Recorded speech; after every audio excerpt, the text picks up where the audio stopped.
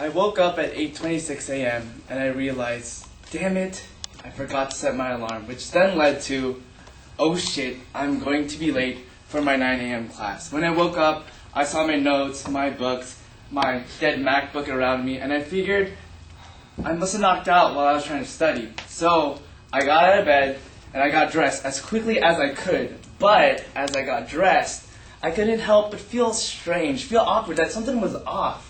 And it was probably because it was the last week of class before finals, and throughout that entire quarter, I'd never been late for this 9 a.m. class. I'd always remembered to set my alarm. I left my apartment at 8:37 a.m. and I booked it towards the bus stop. But as I got to the bus stop, the bus driver decided to be a dick and he left without me. He left me alone thinking, what if I had woken up a little bit sooner? What if I'd gotten ready a little bit faster? I probably would have made that first bus, which meant getting to class on time. I managed to get to campus at around 8:49 a.m. and I was faced with yet another challenge because here's the bus stop and at the other end of campus was my class with literally thousands of ways to get from point A to point B. I decided to take this one route which halfway through it I again felt strange, I felt awkward, I felt weird. And that was probably because throughout that entire quarter, I'd never taken this specific route. It was my first time. At 8:57 a.m., I got excited because within my field of vision, I could see my classroom. I was almost there. I was ecstatic. I was about to say, ha, fate, despite all the challenges you threw at me this morning, I am going to make it to class on time. However, that is when it happened. That is when I saw Agnes. Now, Agnes was a girl who made my heart race anytime that I saw her, and who had just recently become single. On top of that, just a couple nights before, Agnes and I had spent the entire evening talking to each other on the phone.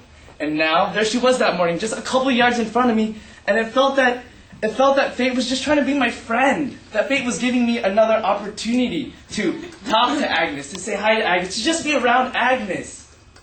However, fate did not want to be my friend that morning because just as I saw Agnes, I also saw Agnes give a kiss to her ex-boyfriend.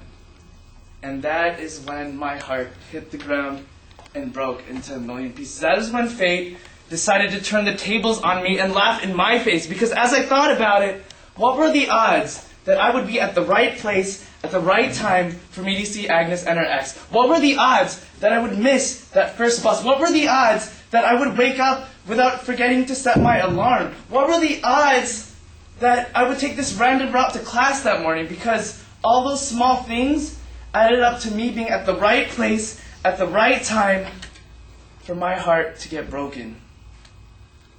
At 9:02 a.m., I finally reached class. I was sad because not only was I late for class for the first time that quarter, but also I still didn't know how to put my heart back together again.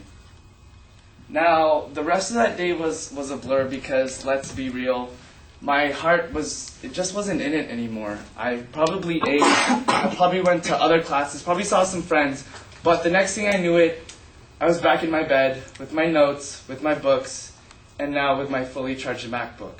However, before I had a chance of going deep into my studies, before I had a chance of knocking out again, I remembered to do one thing. I remembered to set my alarm for 8 a.m. so that way the next morning, I would not have to go through the worst day of my life again. Thank you.